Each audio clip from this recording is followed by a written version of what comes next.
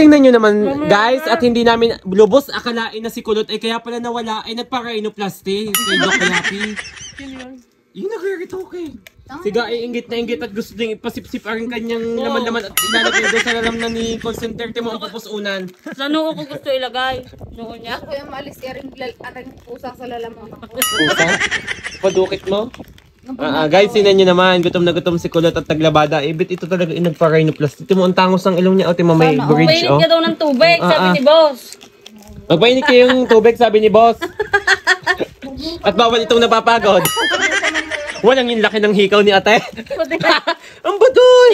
At tingnan nyo naman, pagkagaling namin sa tanay, puro kami may sakit, masakit ang ulo. May mga singab, may sipon din ako. Si call center, may nakapasok na pusa sa lalamuna.